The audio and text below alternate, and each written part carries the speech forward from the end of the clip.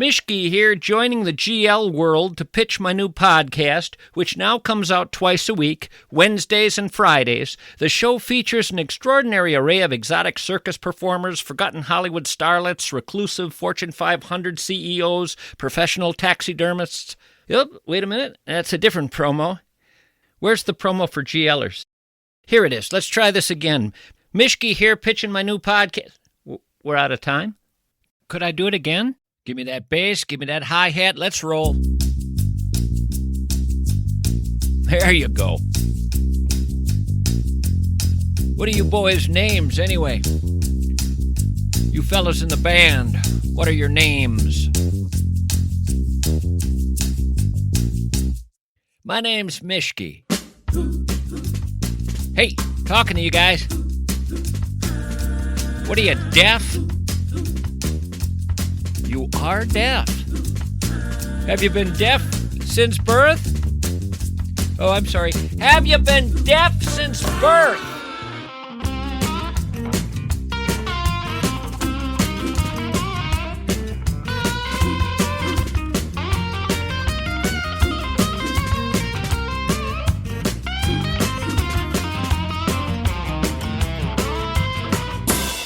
Hertz Rental Car Company says it's updating its online shopping website to allow customers to buy a car from them online. Not rent one, buy one. You can go online and buy a Hertz rent-a-car. Just buy one. This is quite a step for Hertz. Previously, most of the purchasing process happened at a Hertz rental location where they were getting rid of a rental car. You could look at it, check it out, see if you wanted it, maybe buy it. Now they're saying, we don't want people having to come in. They could just buy it online. Just take a look at the pictures and the price, see if you want it, and buy it.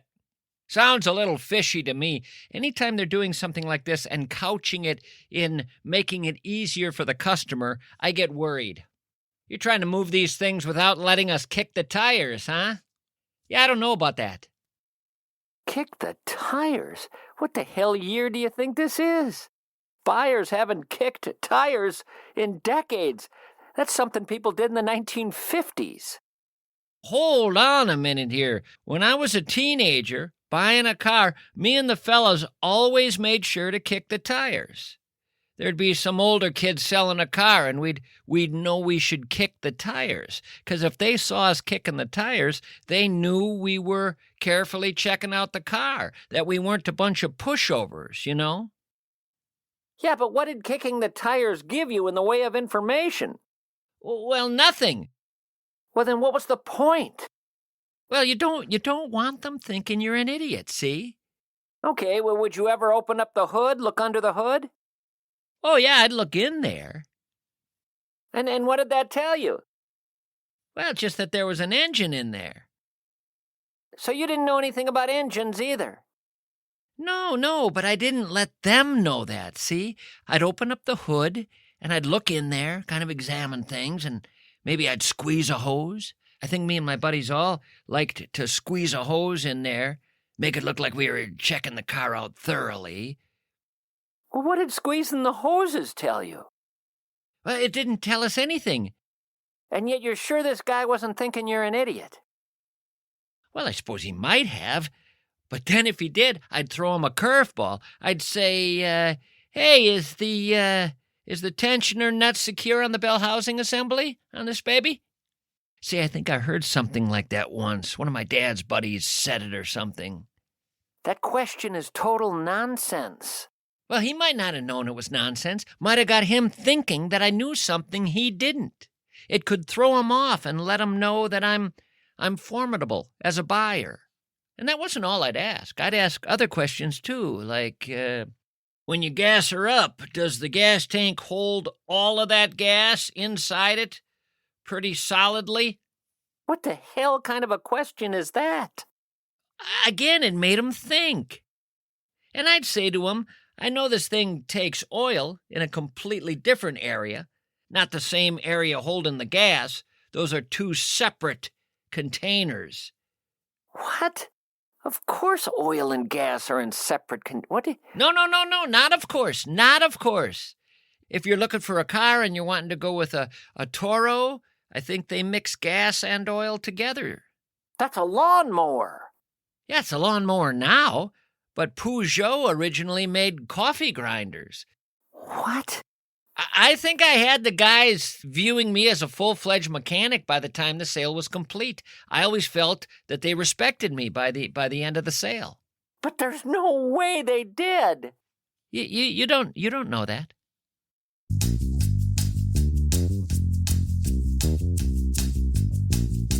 Oh my God, you're an idiot. You're walking into the office on a Monday, coffee in hand, when a rogue office chair decides it doesn't particularly care for gravity. You sail over it, and Doug, he stares at you. He's the one who sent it flying on account of getting fired. Suddenly, your day is a series of unfortunate events. That's when Bradshaw and Bryant step in. They take the weird, the messy, the absurd, and they make sure someone pays. Broken ankle from that chair rebellion? Painful? Absolutely. Covered? Damn right it is. Life is strange. Accidents are stranger. Bradshaw and Bryant no strange. But they're there to make chaos pay off. That's chaos payoff. Bradshaw and Bryant. My law firm. For when reality hits you harder than Lou Gehrig swinging a bat. Learn more at MinnesotaPersonalInjury.com. The snow will come. It will come this winter, and you will hide and cower, or you will play. EcoFun Motorsports is for people who want to play, and they have just a handful of 2024 and 2025 brand new Yamaha snowmobiles in stock. And the deals are not outrageous. The deals are not ridiculous. The deals are not absurd. They're all of those combined times 10. We're talking about $6,000 off their remaining models because they just want to move them out. Plus, they have 0% financing for 60 months with approved Yamaha credit. Have you seen the Yamaha Transporter 800? Go to EcoFun Motorsports and look at it. It rides trails. It cuts fresh trails. It does astoundingly well in deep snow. It pulls the ice houses. It hauls gear. One sled, endless winter possibilities. But here's the catch. Inventory is almost gone. When it's gone, it's gone. So gear up, get fired up, get the deal of the season. EcoFun Motorsports is in Forest Lake and Burnsville. Fire up your sleepy little life at EcoFun Motorsports.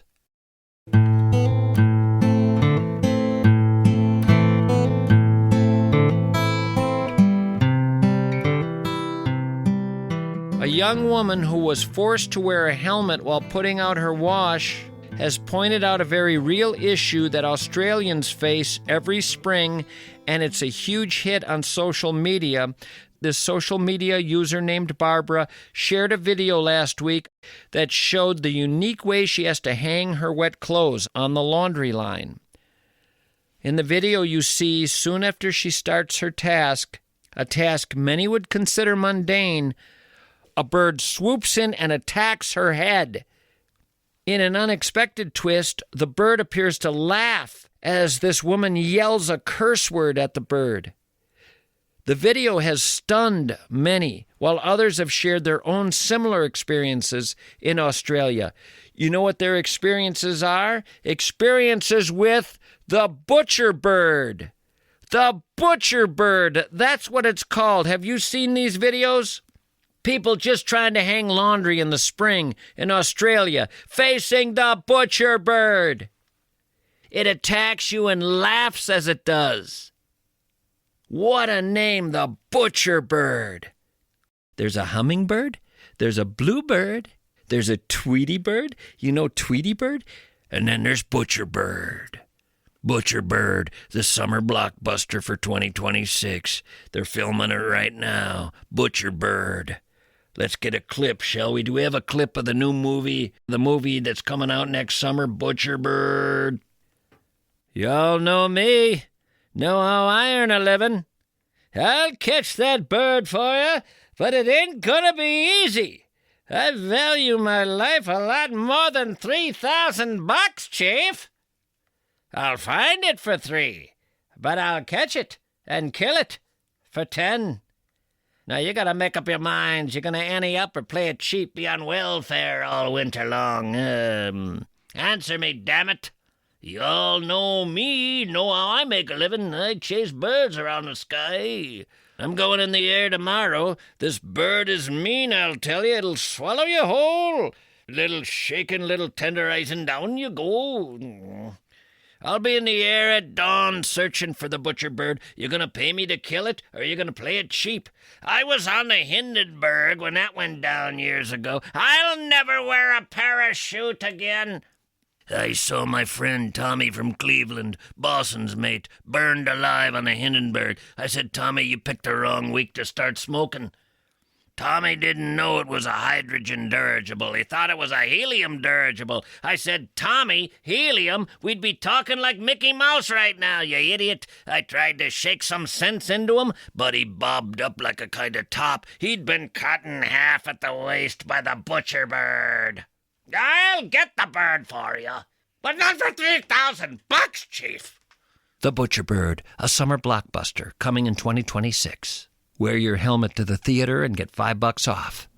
You all know me, know how I earn a living. I'll catch this bird for you, but it ain't gonna be easy.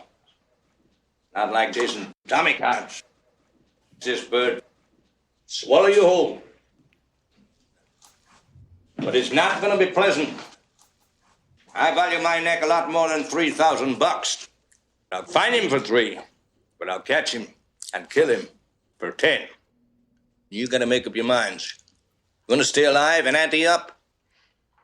$10,000 for me by myself. For that you get the head, the tail, the whole damn thing. Mr. Mayor? Thank you very much, Mr. Quint. Chief? We'll take it under advisement. You get the head, the tail, the head. Mr. Quint. I'll catch this bird for you. Thank you very much. Head, tail, head, tail. We gotta do it quick. Mr. Quint. But it's not gonna be pleasant. Quint. I value my neck a lot more than $3,000. Mr. Quint.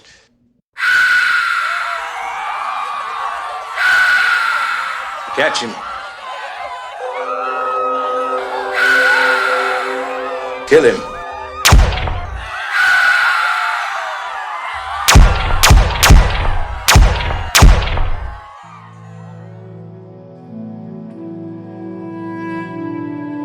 Mr. Quint. Mr. Quint. Mr. Quint was dead. He had sacrificed his life in an effort to save the nation of Australia from the butcher bird. Quint's death had been ugly. Turns out the bird does swallow you whole, but only after a little shaking and a little tenderizing.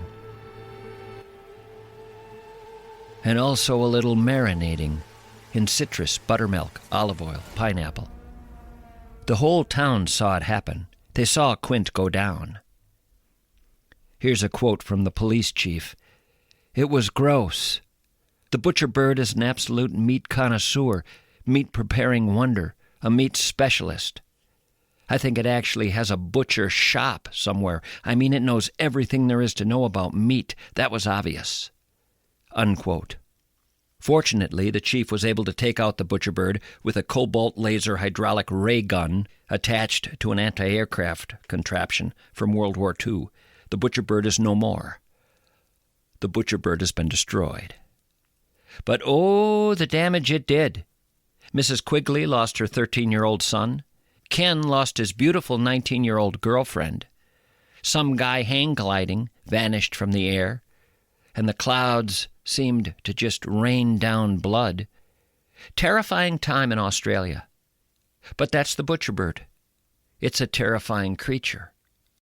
You sometimes wonder who names these things. The butcher bird. Someone had to name that bird. That's a pretty harsh name for a graceful flying creature made by God. Butcher bird. Was God okay with that name? I bet he wanted you to call it Feathered Wonder or simply Grace. Nope, you went with Butcherbird. What's wrong with you? Look at what we name other animals. I mean, just take a look at the ocean creatures alone, the names they come up with. Goblin shark. The goblin shark. That's a real shark. You can look it up. Vampire squid. You don't want to run into that in the ocean. The vampire squid. Where was the movie on that? One of my favorites here, the bearded ghoul. You can look it up. I've not made anything up yet. The bearded ghoul. Instead of scales, its elongated body is covered in warts. Flaps of skin cover its head. Creepy fins near its belly allow it to walk along the bottom of the ocean, where it spends its entire life dwelling in dark, brackish waters. The bearded ghoul. Covered in warts, people. Did God make all the creatures, or did Satan make a few of them? Satan made a few. You got to figure he had the power to make a handful. Not a lot, but a handful. Imagine having to put that on your dating app. I'm unique, I can be fun to hang with, but I do have to mention I'm covered in warts, with flaps of skin all over my head, and my friends call me a bearded ghoul. Let me know if we can make some magic together, though. I'm feeling randy. Now imagine that's a woman leaving that on a dating app. Because these bearded ghouls, obviously, can be female as well. So now you're a guy reading that.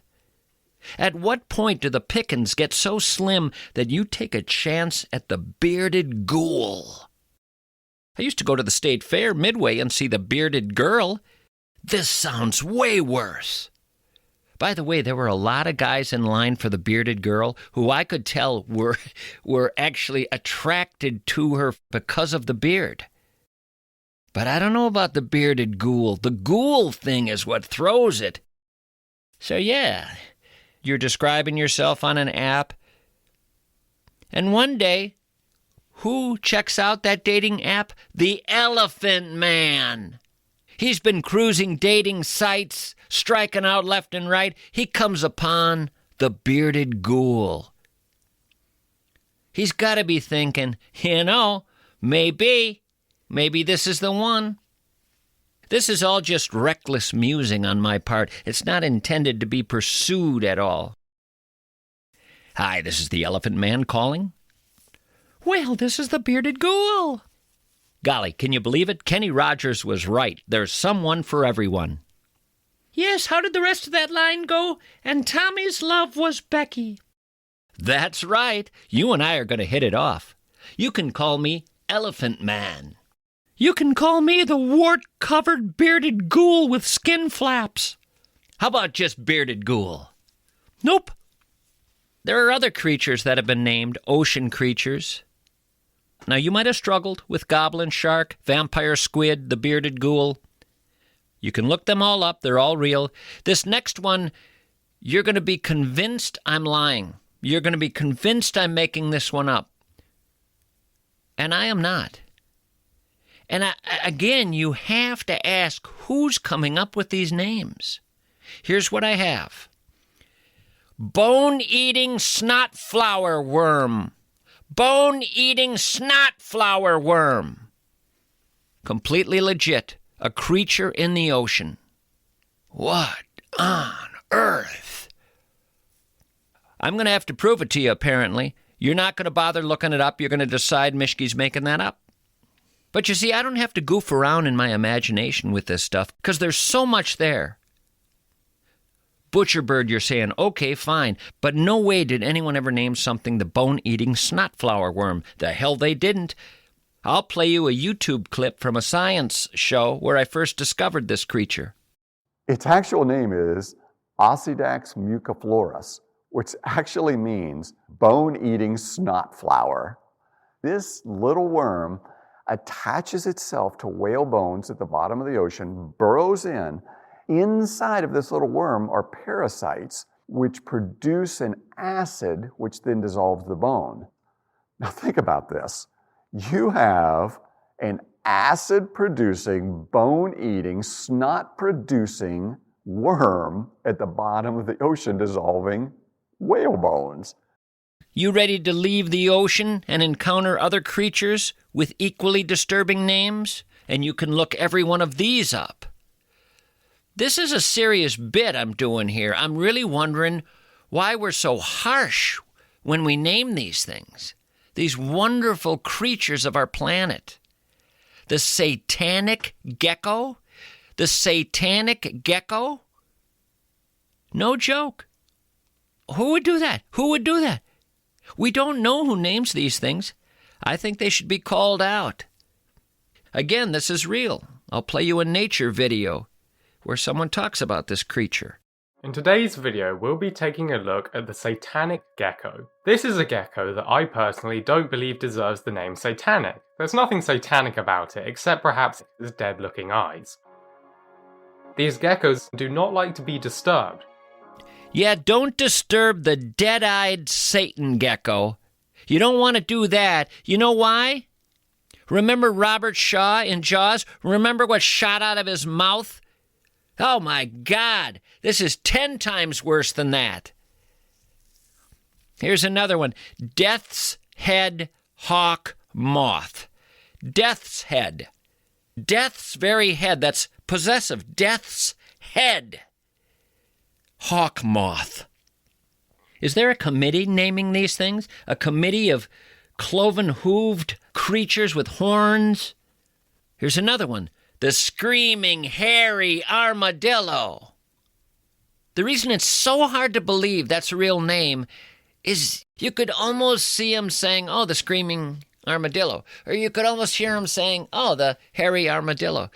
But it's just too difficult to see a bunch of guys sitting around, pocket protectors, science guys, saying, you know what I like? Screaming, hairy armadillo, or screaming, hairy, bearded lady. I used to go as a kid to the fair and see her. Hubba, hubba. Barney, snap out of it. Okay, sorry. I mean, screaming, hairy armadillo would be a good name. Now, you're once again thinking BS, but once again, you're wrong. Here's a pet store video I found for you featuring the screaming, hairy armadillo. This is a couple of our personal screaming, hairy armadillos. This is a boy and a girl. The screaming hairy armadillos are omnivores. In the wild, they eat primarily frogs, toads, birds, rodents, lizards, as well as fruits and vegetation. The ones we have in the store are not available for purchase. They are part of our personal breeding program. Part of our personal breeding program. Part of our personal breeding program. Personal breeding program. Part of our personal breeding program. What a world, huh? What a world!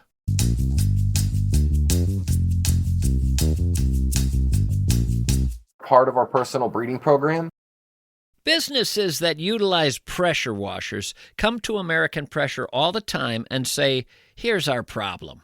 What can you do for us? American Pressure has built their entire business on this question. Here's our problem. What can you do for us? Recently, LePage & Sons, a local trash company, came to American Pressure and said their current gas engine pressure washer did not have enough performance to drive their trash bin cleaning machine, and gas engine noise was becoming too much of a nuisance, and they were having trouble keeping their shop floors clean. Well, American Pressure saw immediately what the issue was. Because they'd seen it so many times before. They moved the customer into a much higher flow stationary pressure washer, which could properly drive their trash bin cleaner, clean their trash trucks faster, and also drive a surface cleaner to clean their floors perfectly. Now, this trash company was mesmerized. They had no idea their work could improve this dramatically, that their business could be helped in this way. People rarely understand how much better their work world can be until American Pressure shows them. Bring American Pressure your problem, your conundrum, your questions. They've heard it all. They've seen it all. American Pressure. Your parent walks into a room, and the memories start to fade. You see it on your parent's face. But at the Wellshire, every moment with your parent counts. With your spouse, with your grandparents. At the Wellshire Residential Memory Care Center in Bloomington and Medina, they don't just manage care. They craft days that matter. mornings with music that spark a smile, afternoons with gardens that have these wonderful aromas in the beautiful autumn breeze, evenings with laughter that make the place feel like home. The staff at the Welshire know your loved one, really know them. They know their favorite story, their favorite chair, their favorite way to be comforted, their favorite song. It's not routine at the Welshire. It's attentive, it's personal, it's extraordinary. The Welshire Residential Memory Care Center in Medina and Bloomington.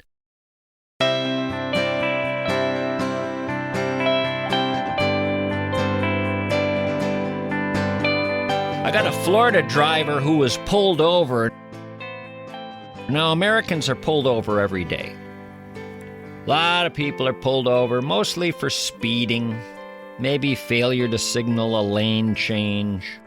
If I'm talking about a guy being pulled over for speeding, it's got to be over 100 miles an hour, and that's what we have here. We have 107 miles per hour. Cop pulls him over because it was a 55-mile-an-hour zone, and 107 is quite a bit over that. The dash camera and the body camera video of the traffic cop shows this driver, Michael Stanek, racing down the highway. Cop pulls him over, requests that he exit the vehicle. Why? Because at that speed, you're under arrest in Florida. Over 100 miles an hour, you're going to jail. That's Florida. Might want to keep that in your head. Yeah, he gets out of the car, he's handcuffed. You can't go over 100 miles an hour. Cop said, "What the hell were you doing?" The guy said, quote, "I have an appointment with my barber," unquote. Now, I'd have a line, some line, I always have a line. I got to tell you a story, actually, that I'm embarrassed about. Remind me to tell you this. I've never told this on the air. I hope the statute of limitations is up on this. This one's an embarrassing one, but I'm only thinking about it now. But as I was saying, I'd have a line ready. I'd have something ready.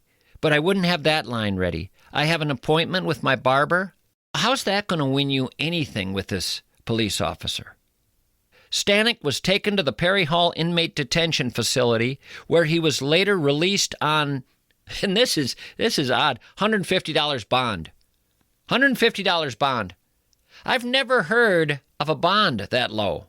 Does it get lower than $150? That's a situation where you definitely do not need the bail bondsman. You probably don't even have to call your buddies. How much did you say I got to put up to get out of here? $150? God, I got $250 in my pocket. I'm covered here. In fact, take $200. This is embarrassing. $150? Wow. I thought I was important. I thought I was quite a catch. Stanek falls into the category in Florida of super speeder. In Florida, motorists caught driving at speeds of 100 or more are considered super speeders. That's what they call them. They came up with that on their own, super speeder. Super speeders get jail time. But Stanek said, $150? Did you not read I was a super speeder? I'm a super speeder. Can we up that a little bit? I'm not telling my friends it was $150. Don't put me in the category of dads driving their kids to soccer practice, doing 77 and a 50. I was doing 107 and a 55. I'm a super speeder. I am a super speeder. Look, here's my super speeder club card. I'm in a club with a bunch of other guys. We're all super speeders. But I am not telling them I got out of here for $150. By the way, did I mention that when you miss an appointment at my barber shop, you have to pay a fine of $250? He's a top barber, and it's hard to get in. And if you miss an appointment, you have to pay what he would make with a big tipper. Now, you see why I was speeding? Plus, he does a great job on my hair. Let me tell you. He gives me a shampoo, he gives me a scalp massage, and then he does this cool hair weave where he makes me look like a white Bob Marley. You don't miss appointments with Big Chuck. No, sir. I'd have gone 200 miles an hour if I had to. And you cops can't catch a guy doing 200 miles an hour. You don't have the vehicles for that. At 200 miles an hour, my wheels are 3 inches off the highway the whole time. I'm essentially airborne. But I'll tell you something, and I'm serious, even though this is a convertible, Big Chuck's hair weaves are so solid, my hair can blow at 200 miles an hour and still look great. I've done 340 on one occasion. I needed to go that fast because it was right after my hair appointment, and I had to make it to my liposuction guy, and I was late. And he's the best in the business, the liposuction guy. People are on the waiting list for years with him. And that's because, along with the liposuction, he draws fluids from your brainstem and makes you feel about 10 years younger. He came up with that. Pulls some sort of fluid right out of your brainstem. By the way, officer, if you don't mind me saying, you look like you could use some liposuction, or maybe a gastric bypass or something, or at least start going for walks with your wife. Good Lord Almighty. Thank God you didn't have to chase me on foot, huh? Because I'll tell you, you ain't a super speeder. Can I play with your gun? Oh, the story I was reminded of. Yeah, this is an embarrassing one. This is a little weird. I've not told this one ever. And I actually probably haven't told a lot of my getting pulled over stories. Yeah, I'm realizing now that I don't like telling them. But this one I was reminded of when that guy had the line, I was late for an appointment with my barber. I don't know whether he thought of that on the spot or what, but I had a terrible situation in Uptown one time. I have to tell you, first of all, I'm a St. Paul guy, and I don't know what it is, but there is a real difference between what happens when you get pulled over in Minneapolis and what happens when you get pulled over in St. Paul. I mean, it's a big difference. Big enough for me to stay in St. Paul as much as possible. I remember being pulled over in Minneapolis one time for expired tabs. I was probably 28 years old. I was put against the hood of the car, frisked. I was asked if I was on drugs because I was blinking a lot. About 3 p.m, I said, I believe that's just my contacts getting a little dry, officer. I mean, it was weird. I felt like I was a real criminal.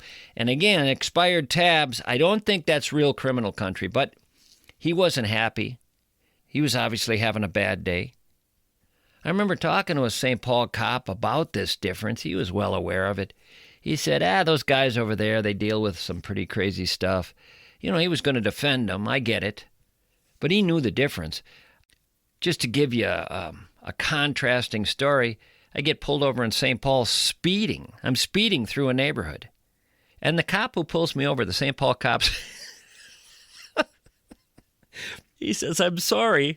He says, I'm sorry. There's a lady in this neighborhood who's been complaining a lot about speeders. And she's been making a lot of calls and complaints, and we have to come down here and kind of monitor it for a few days. I said, oh, no big deal. I was speeding. He said, I'll tell you what. I won't give you the speeding ticket. I'll just give you the not wearing a seatbelt ticket, and then if you don't have another one of those in a year, that'll just come off. And then you won't end up with anything. Then I think we talked about the twins for a little while. Now, that's very typical of my getting pulled over in St. Paul. It's important to say this because I knew when I was being approached by this Minneapolis cop in Uptown, I knew it was going to be tense. Here's what happened. I'm driving down Hennepin, south. I cross Lake Street, and folks, I got to admit I daydream a little bit when I drive. I daydream a little bit when I do anything. Well, this squad car had just stopped right in the middle of the road. Now, he had some of the lights on, and I should have noticed it, but he didn't have all his fancy lights on. And he had done it fairly quickly. And if I hadn't been daydreaming, I would have just slowed nicely and stopped behind him. But because I was daydreaming a little bit, I slammed on my brakes and skidded to a stop. He did not like that. And he got out of the car. He got out of his car, he started walking back to me, and he was angry. I could tell. I said, here we go. It's Minneapolis time. Now, this is the way my brain works. I need to say something to get out of this. I need to say something, but there is no time. I have to think fast. We're talking 2.4 seconds. And here's what I do. I go, I don't even know why I'm saying that, but I know that I have to have something physical going on. And as I'm saying, I'm trying to think what that physical thing could be. And I decide it's a pain in my forehead, right on my forehead. And as he comes up to my window, I say, I'm sorry. I said, I just got this tremendous pain in my forehead. Tremendous pain. I just had this tremendous pain in my forehead, and I looked down and kind of winced and closed my eyes, and you were stopping right in front of me. I'm sorry. Sorry about that. I don't think he's buying it at all, although I doubt he's heard this one before, but I don't think he's buying it at all, and he's yelling at me about not being more aware, about the way I came to a stop. I'm still holding my forehead going, yeah, I'm sorry. Wow, I don't know what that is. I've had that one other time before. I decided I needed to have it one other time before, like 6 months ago. I had it one other time before. It lasted about 15 minutes. I don't know what the hell it is. And then the guy says, I'm calling a medical vehicle. Now that's not good. I don't want that. That's not going to work well for me. And I believe I said something along the lines of, well, I'm going to pull over here to the side of the road and park and just walk it off. And I ended up getting out of the car and walking it way off, like 9 blocks away. I just walked away completely so I didn't have to deal with his medical personnel, whoever he was calling, if he was calling someone. I think he was just trying to tell me, you want to play this game? We'll bring in an ambulance or something. But wow, that was weird. Even as I was walking 9 blocks away, I think I doubled back to the car 2 hours later. I wanted to be gone for a while. But while I was gone, I think I said to myself, there had to be a better line than that. There's a sharp pain in my head? That was stupid. I should have said I'm late for my barber. Could you get the hell out of my way? I haven't thought about that stop in a long time. I sometimes think I should have kept a diary of all the times I got pulled over the decades. There's some great ones. One time I got pulled over in Minneapolis, and this was a good story. This was a good one. The cop was good to me here. I get pulled over because I'm going I'm going the wrong way down a one-way in downtown Minneapolis. This cop is driving right at me, just saying, what the hell, man? And it's nighttime, Friday or Saturday night, and he gets out of his car and walks up to me and he says, are you drunk? And I said what I really felt and meant, and I didn't make the line up. I meant it as my excuse. I said, no, I'm from St. Paul. Because every time I drove to Minneapolis, something like this would happen. Something would happen. It's just a different vibe, a different energy. I know how to operate in St. Paul. I got to tell you something, and I'm a little bit ashamed to say this. I've never liked Minneapolis. I mean, I know a lot of great things happen there. I never feel comfortable over there. It's an energy thing. It's a frequency. It's not my frequency.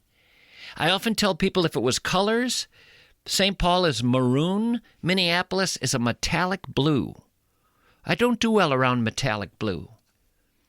There's a whole Minneapolis vibe. It's not a Cincinnati vibe. It's not a Austin, Texas vibe. It's not a Chattanooga, Tennessee vibe. It's a Minneapolis vibe. It's not my vibe. And the older I get, the worse it is. My old man, he used to have guys blindfold him, all his buddies. He had a deal, standing deal, $100 deal. Take him anywhere in the Twin Cities, Minneapolis or St. Paul, put him in a bar, blindfolded. Within 15 minutes, he'll tell you which city he's in. He never lost $100. I think he knew the vibe. Anyway, where were we? By God, we got to take a break. What? This show has to go to a commercial. Holy cow, how'd this happen?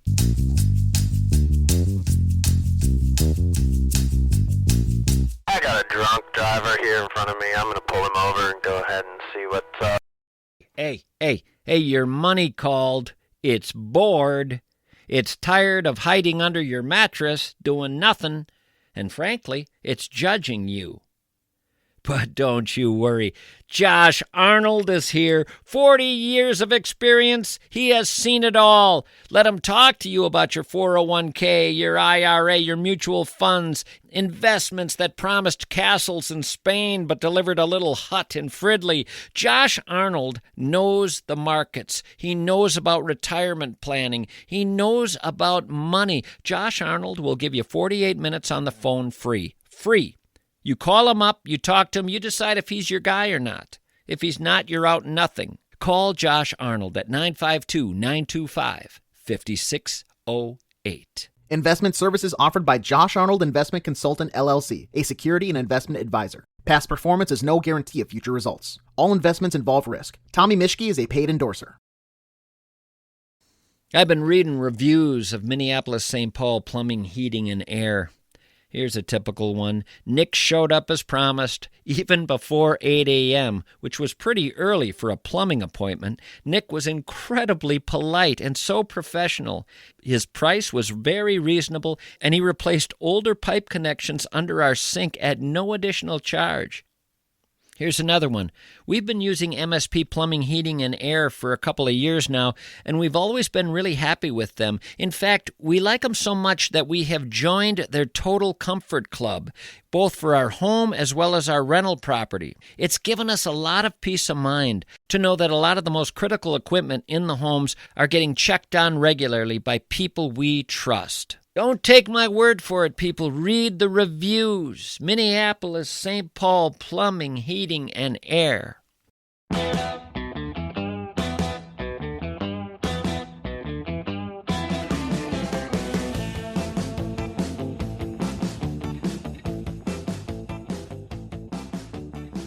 This just in from Portland, Oregon. An emergency naked bike ride has been announced. This is out of Portland, Oregon. An emergency naked bike ride has been announced to protest the Trump administration's deployment of federalized National Guard troops. Portland has hosted annual naked bike rides since 2004, but they have primarily promoted body positivity. There's never been one to protest federalized troops moving into a city. But here we have what clearly is a looming confrontation between naked bicyclists and federalized National Guard troops. I'll tell you what's popping into my head right now. Neil Young sitting down with a piece of paper. Tin soldiers and Nixon coming, we're finally on our own. I mean, it'd be a different song here, but I'm feeling a similar vibe. Tin soldiers and Trump are coming. We're gonna be on our own. These soldiers will be bombing when they see what they are shown. Gotta get down to it, down to our birthday suits. Should have been done long ago. They'll be in their armored tanks. We'll be on our bicycles. There is so much we want to show. Oh no, oh no, oh no! That's a weird standoff right there. That's a very weird standoff. That's not the one the U.S. military was hoping for. I think they wanted to take on something more menacing, something that would look better on the evening news. Not the crazy naked bicyclists. I'm not sure the military is going to know how to handle that. Raven 3, this is Charlie Company. Come in. You see what I'm seeing? Yeah, naked people at 3 o'clock. I see it. What are they up to? It's an emergency nude bicycle ride, apparently. What does that mean? It means they're going to be coming by naked. Well, yeah, but, what are you saying? I'm saying we're going to be seeing some things out here we normally only see in the locker room. What's the danger level? Well, the danger is to our ego. This is not going to produce the kind of war stories we're going to want to tell at the VFW years from now, I'll tell you that. We'll want to forget this day ever happened. Well, what's headquarters telling us to do? You don't want to know that. What do you mean I don't want to know that? What are they saying? Well, they're ordering us as these bicyclists come by to spank them. I'm sorry, to what? We're supposed to spank them. Spank them? That's what they're saying. Oh, dear God. Oh, you've got to be kidding me. Spank them? The president's really into that idea. Oh, no. Give me Kent State, somebody. No, no, no, no, no, no, no, no. No, no, no, no, no, no, no. No, no, no, no, no, no, no. No, no, no, no, no, no, no.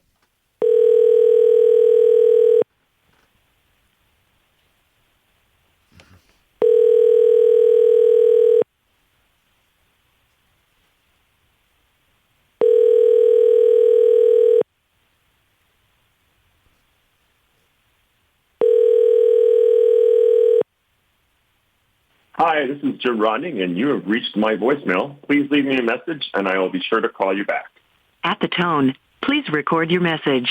When you have finished recording, you may hang up or press 1 for more options.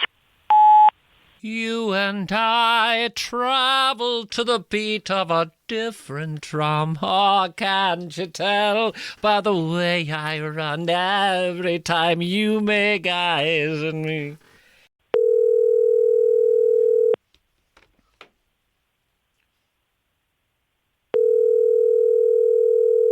Hello? Tim? Yes. Who are you? Who do you think I am? Huh. Is this Mischief? Well, yeah. Boy, you answered the phone with a really wary tone. You must be expecting trouble. I've been getting a lot of scam calls lately, and I don't know why. And some from the ex-wife. Possibly. You mean you do have an ex-wife? Almost. I could tell in the tone of your voice. Yeah. You're in the middle of a divorce? I am. What's that like? Oh, it's not fun. I haven't been through one of those. What does it feel like? Is it a color? Like if you had to give it a color, what color is it? Something dark. Uh-oh. A darker red, maybe? Darker red with a little bit of weird gray in there? Maybe. Yeah. A little purplish. We're getting into the colors of bruises. Sounds about right. How long were you married? 17 years. 17 years. And how Yeah. many of those were bliss? That's a tough question. First 6 months? It was all right until it wasn't, and it was my choice, so I can't complain too much. Do you ever sit back, maybe at night with a beer, and think to yourself, this is the same woman I was madly in love with? Yeah. I mean, how the I don't know devil... if I can say that. You weren't madly in love with her? We married out of college, and it was somebody that it really looked good on paper. I wanted somebody that I could be friends with, that was an intellectual equal, and that would be a good mother to my family. You know, that looking good on paper thing, there's only one guy I ever heard of who operated that way. One guy. Now, there might have been others, but I only know of one guy who operated the way you operated there, and that was G. Gordon Liddy. And I do not think he should be your model. He operated not wildly different than a Nazi would in 1942, checking her out DNA-wise, seeing if she's going to help make the super race. Did you even know out of college what love was? There's a wonderful gentleman, I've read his stuff from time to time, Rilke, I believe is his last name, and he says when you're young, you don't know what the devil love is. No, I would agree with that. Yeah. So there you are, saying the words love to her. You don't know what you're talking about. You're going down the aisle. You're getting married. Will you love her the rest of your life? Hell, I don't even know if I love her now. What a racket. And when you broached the subject of divorce, how was it taken? Not well. Ouch. She wanted to go through therapy. She wanted to try everything she could because I think she saw this as a failure in her life that she didn't want to accept. We did go through some of the therapy, and it didn't last long. It didn't go well. And so couples therapy did not work?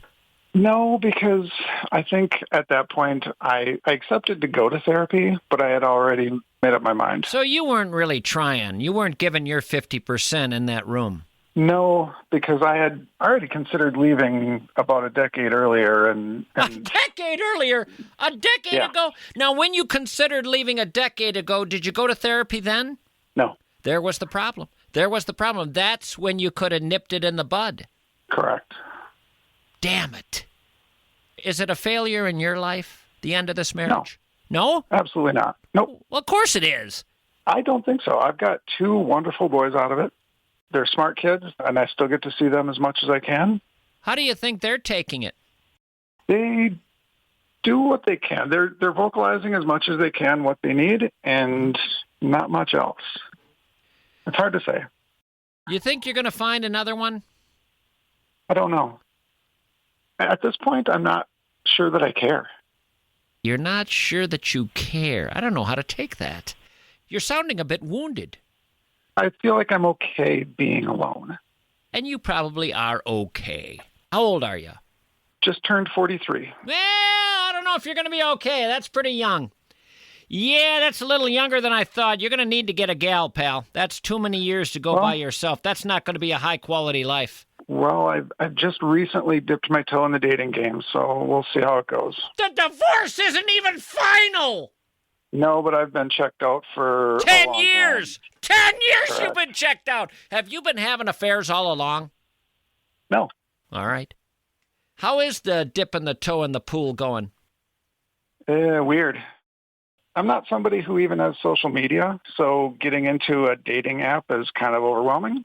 Well, and let's face it, after all these years, it's always going to be awkward. When you're young, that's one thing, but oh my God, starting over, I don't know how guys do it. Especially the first time they're in bed together. Good Lord, what is that like? Will you call me when you're with a gal in bed and just tell me what the hell's going on there? I'm just curious as hell. I feel like that would be a very awkward call. Awkward, but informative. You got to be willing to sacrifice for the team. My listeners need to know how this goes. Well, I've enjoyed talking to you. Sorry to hear about the divorce, but you got your head on straight, and it sounds like you're taking care of things. And I feel badly for her because I think she's still in love with you. Yeah, that's possible.